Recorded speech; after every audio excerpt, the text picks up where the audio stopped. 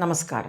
ನಮ್ಮಲ್ಲಿ ಯಾರಿಗಾದರೂ ಹಿಂದಿನ ಜನ್ಮಗಳ ನೆನಪಿದ್ದರೆ ಹೇಗಿರ್ತಿತ್ತು, ಅಥವಾ ನಮಗೆ ಯಾರಾದರೂ ಹಿಂದಿನ ಜನ್ಮಗಳ ಅನುಭವಗಳೆಲ್ಲ ನೆನಪಿರುವಂಥ ವ್ಯಕ್ತಿಯ ಭೇಟಿಯಾದರೆ ನಮ್ಮ ಪರಿಸ್ಥಿತಿ ಹೇಗಿತ್ತು ಅವರ ಜೊತೆಗೆ ಮಾತಾಡುವಾಗ ನಮಗೆ ಊಹಿಸ್ಲಿಕ್ಕೂ ಕೂಡ ಆಗೋದಿಲ್ಲ ಅಲ್ವಾ?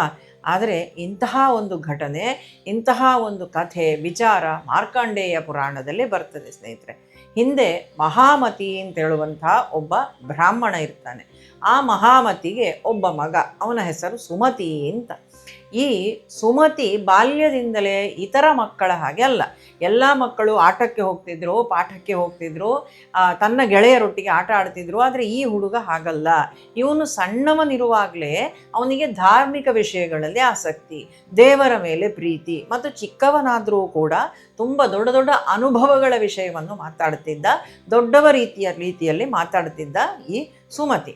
ಒಂದು ದಿನ ತಂದೆ ಮಹಾಮತಿ ಸುಮತಿಯನ್ನು ಹತ್ತಿರ ಕರೆದುಕೊಂಡು ಹೇಳ್ತಾರೆ, ನೋಡಪ್ಪ, ಇನ್ನೇನು ನಿನ್ನ ವಿದ್ಯಾಭ್ಯಾಸ ಶುರುವಾಗಬೇಕು. ಆ ಪ್ರಾಯಕ್ಕೆ ನೀನು ಬಂದು ಮುಟ್ಟಿದ್ದಿ. ಗುರುಗಳ ಬಳಿಗೆ ನಿನ್ನನ್ನು ಕರ್ಕೊಂಡು ಹೋಗ್ತೇನೆ. ಗುರುಕುಲಕ್ಕೆ ಸೇರು, ಗುರುಗಳ ಸೇವೆ ಮಾಡು, ಚೆನ್ನಾಗಿ ವಿದ್ಯೆ ಸಂಪಾದನೆ ಮಾಡು. ಅಲ್ಲಿಂದ ಮರಳಿ ಬಂದ ನಂತರ ಯಾವುದಾದ್ರೂ ಒಂದು ವೃತ್ತಿಯನ್ನು ನೀನು ಹಿಡಿಬೇಕು. ನಂತರ ನೀನು ವಿವಾಹವಾಗಬೇಕು, ಗೃಹಸ್ಥಾಶ್ರಮವನ್ನು ನಡೆಸಬೇಕು, ಉತ್ತಮ ಸಂತಾನವನ್ನು, ಮಕ್ಕಳನ್ನು ನೀನು ಪಡೆಯಬೇಕು. ಇದೆಲ್ಲವೂ ಆದ ಮೇಲೆ ನೀನು ವಾನಪ್ರಸ್ಥಕ್ಕೆ ಹೋಗಿ ಬ್ರಹ್ಮಜ್ಞಾನವನ್ನು ಪಡೆದು ಜೀವನದ ದಾರಿಯನ್ನು ನೀನು ಕಂಡುಕೊಳ್ಬೇಕು ಅಂತ ಸುಮತಿಗೆ ಮಹಾಮತಿ ಹೇಳುತ್ತಾನೆ. ಇದು ಎಲ್ಲವನ್ನು ಕೇಳುವಾಗ ನೋಡಿ, ಇನ್ನೂ ಕೂಡ ವಿದ್ಯಾಭ್ಯಾಸವೇ ಪ್ರಾರಂಭ ಆಗಲಿಲ್ಲ, ಗುರುಕುಲಕ್ಕೆ ಹೋಗಲಿಲ್ಲ, ಅಷ್ಟು ಚಿಕ್ಕ ವಯಸ್ಸಿನ ಮಗು ಅವನು ಸುಮತಿ.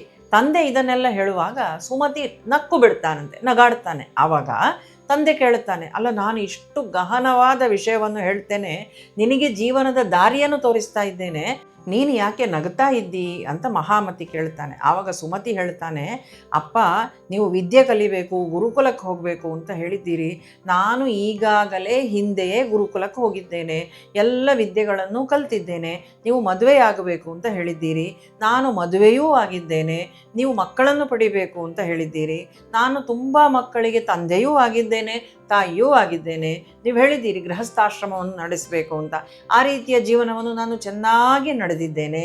ಜನರು ನನ್ನನ್ನು ನೋಡಿ ಹಿಂದೆ ತುಂಬ ಪ್ರೀತಿಸಿದ್ದಾರೆ, ಕೆಲವೊಂದು ಜನರು ನನ್ನನ್ನು ನೋಡಿ ದ್ವೇಷಿಸಿದ್ದಾರೆ. ಅವಮಾನವನ್ನು ಪಟ್ಟಿದ್ದೇನೆ, ದುಃಖವನ್ನು ಪಟ್ಟಿದ್ದೇನೆ, ನೋವನ್ನು ಪಟ್ಟಿದ್ದೇನೆ. ಅದೇ ರೀತಿ ತುಂಬ ಜನ ಗೌರವದಿಂದ ನೋಡುವಂಥದ್ದನ್ನು ನಾನು ಅನುಭವಿಸಿದ್ದೇನೆ. ನನಗೆ ಕೀರ್ತಿಯೂ ಬಂದಿದೆ, ನನಗೆ ಲಾಭವೂ ಬಂದಿದೆ, ದುಃಖವೂ ಬಂದಿದೆ, ಸಂಕಟವೂ ಬಂದಿದೆ. ಜೀವನದ ಎಲ್ಲ ಮಜಲುಗಳನ್ನು ಕೂಡ ನಾನು ನೋಡಿದ್ದೇನೆ. ನಾನು ಪಕ್ಷಿಯಾಗಿ ಹುಟ್ಟಿದ್ದೇನೆ, ಪ್ರಾಣಿಯಾಗಿ ಹುಟ್ಟಿದ್ದೇನೆ, ಹಾವು ಆಗಿ ಹುಟ್ಟಿದ್ದೇನೆ, ಯಾವುದೋ ಸರೀಸೃಪಗಳಾಗಿ ಹುಟ್ಟಿದ್ದೇನೆ, ನೀರಿನಲ್ಲಿ ಹುಟ್ಟಿದ್ದೇನೆ, ಹಾಗೆಯೇ ಆಕಾಶದಲ್ಲಿ ಹಾರಿದ್ದೇನೆ.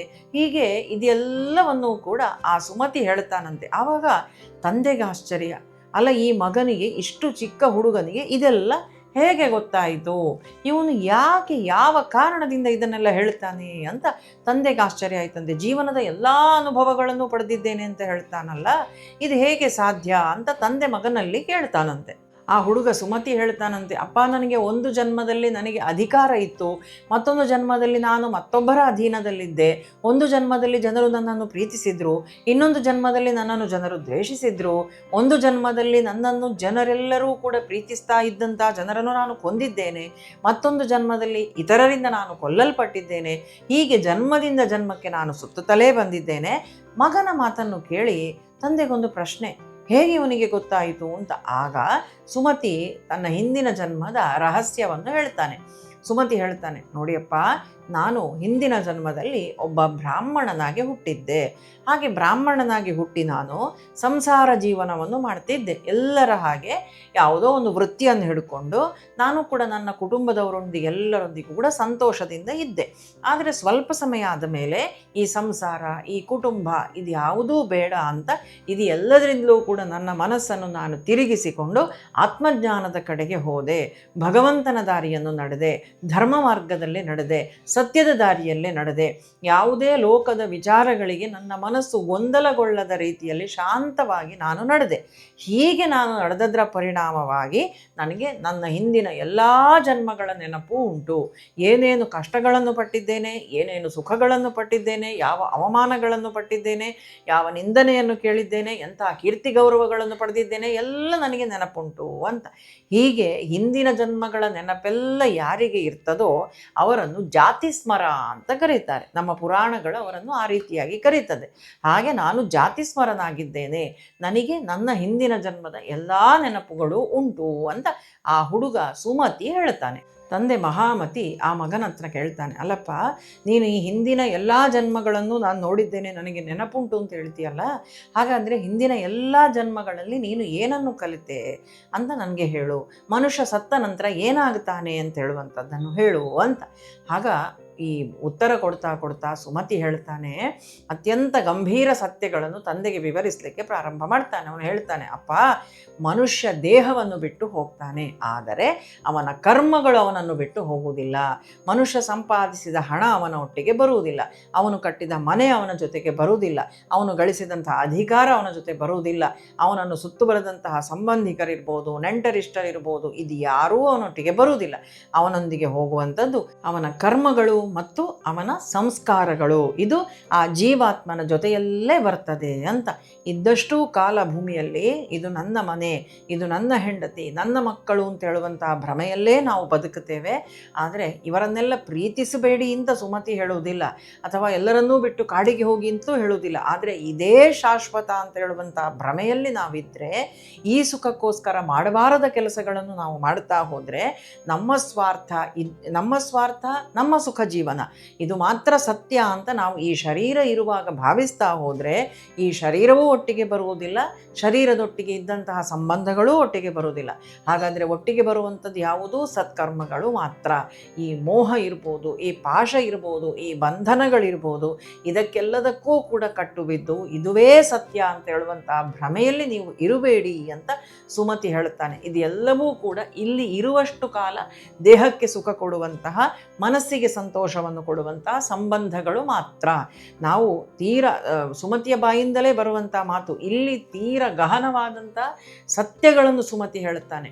ಎಷ್ಟು ಅಂತ ಹೇಳಿದರೆ, ಯಾವಾಗ ಈ ಶರೀರ ನಾಶ ಆಗುತ್ತದೋ ಆವಾಗ 1 ದಿನ 2 ದಿನ ನೋಡಿ, ಅದು ಎಂತಹ ಪ್ರೀತಿ ಪಾತ್ರರೇ ನಮ್ಮನ್ನು ಬಿಟ್ಟು ಹೋಗಲಿ, 1 ದಿನ 2 ದಿನ ತುಂಬ ದುಃಖ, ಕೊನೆಗೆ ಇನ್ನೇನು 13-16 ದಿನ ಕಳೆಯುವಷ್ಟರಲ್ಲಿ ಜನ ಒಂದು ಹಂತಕ್ಕೆ ಮರ್ತೇ ಬಿಡ್ತಾರೆ.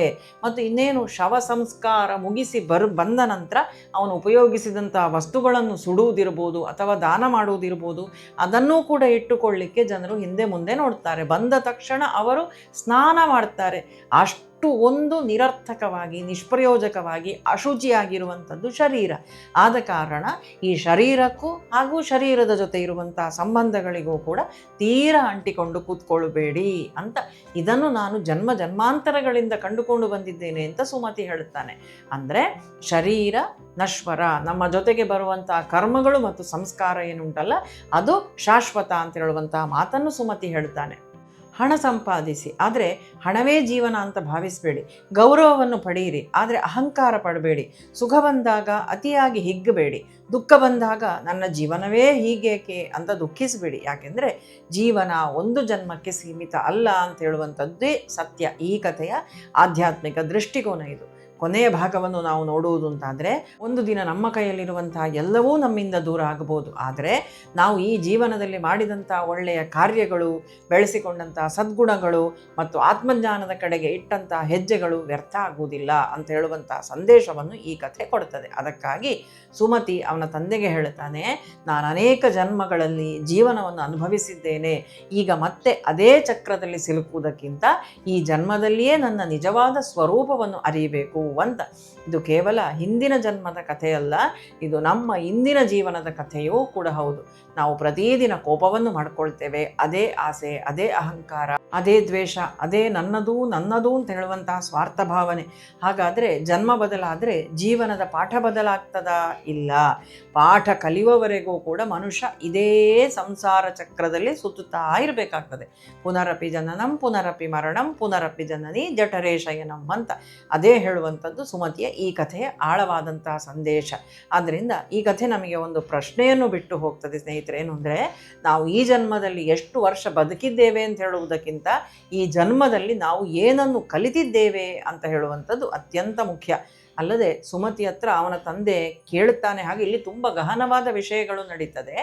ಆವಾಗೆಲ್ಲ ಪ್ರಶ್ನೆ ಬರ್ತದೆ ಏನು ಅಂತ ಹೇಳಿದರೆ, ಯಮಧರ್ಮರಾಯತೆ ಕರ್ಕೊಂಡು ಹೋಗುವಾಗ, ಯಮಭಟರು ಬರುವಾಗ ಆ ಅಂತ್ಯಕಾಲಕ್ಕೆ ಮನುಷ್ಯನಲ್ಲಿ ಯಾವೆಲ್ಲ ರೀತಿಯಾದಂತಹ ಆ ಪರಿಸ್ಥಿತಿಗಳು ಉಂಟಾಗ್ತದೆ, ಆ ಸಂದರ್ಭದಲ್ಲಿ ಆ ಜೀವಾತ್ಮ ಅನುಭವಿಸುವಂತಹ ನೋವು ಏನು ಅಂತೆಲ್ಲ ಅವಾಗೆಲ್ಲದಕ್ಕೂ ಕೂಡ ಸುಮತಿ ಉತ್ತರ ಕೊಡ್ತಾನೆ. ಯಾಕೆಂದರೆ ಅವನು ಹಿಂದಿನ ಜನ್ಮದಲ್ಲಿ ಅದೆಲ್ಲವನ್ನು ಅನುಭವಿಸಿ ಬಂದಿದ್ದಾನಲ್ಲ.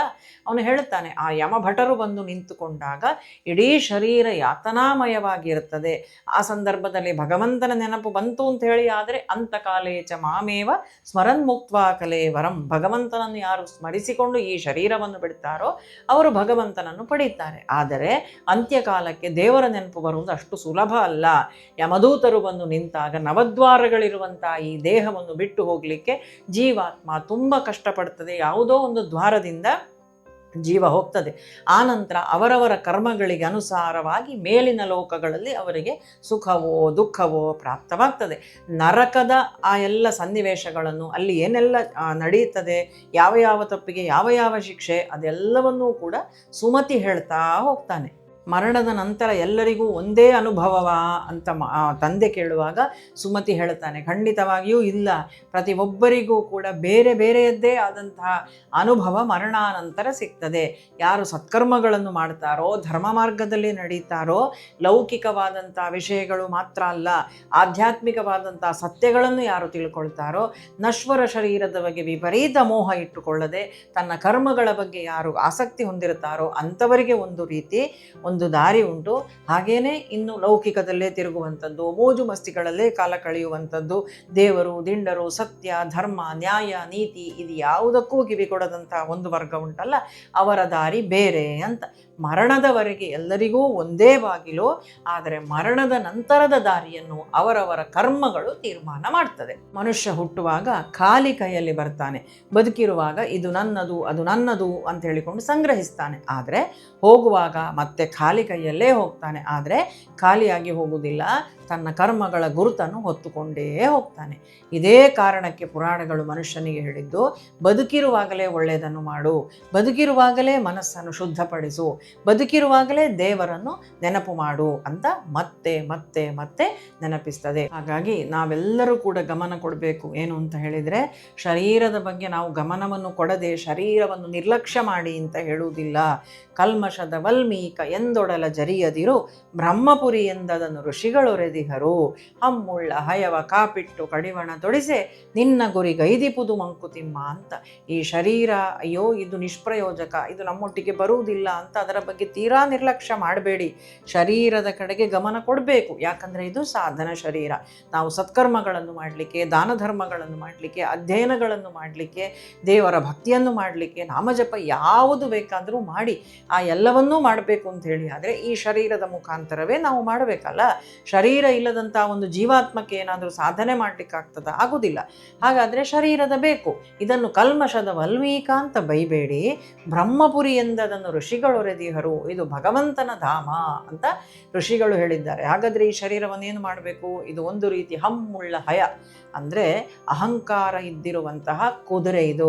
ಇಂತಹ ಕುದುರೆಯನ್ನೇನು ಮಾಡಬೇಕು? ಹಮ್ಮುಳ್ಳ ಹಯವ ಕಾಪಿಟ್ಟು ಕಡಿವಣ ತೊಡಿಸೆ, ಅದನ್ನು ಸ್ವಲ್ಪ ಮುದ್ದು ಮಾಡಿ, ಸ್ವಲ್ಪ ಸಾಂತ್ವನ ಮಾಡಿ, ಸ್ವಲ್ಪ ನಮ್ಮ ದಾರಿಗೆ ತರಲಿಕ್ಕೋಸ್ಕರ ಅದಕ್ಕೆ ಕಡಿವಾಣ ಹಾಕಿ ಎಳೆದ್ರೆ ನಿಮ್ಮ ಗುರಿಗೈದಿಪುದು ಮಂಕುತಿಮ್ಮ, ನಮ್ಮ ಗುರಿಗೆ ಅದು ಕರ್ಕೊಂಡು ಹೋಗಿ ಬಿಡ್ತದೆ. ಆ ಬಾಗಿಲು ತೆರೆದ ನಂತರ ನಮ್ಮ ದಾರಿ ಉಂಟಲ್ಲ, ಬೇರೆ ಬೇರೆ ಆದಂತಹ ದಾರಿ, ಅದರಲ್ಲಿ ಸತ್ಕರ್ಮ ಮಾಡಿದವರು ಹೋಗುವಂತಹ ದಾರಿಯಲ್ಲಿ ನಮ್ಮನ್ನು ಈ ಶರೀರ ಕರ್ಕೊಂಡು ಹೋಗ್ತದೆ.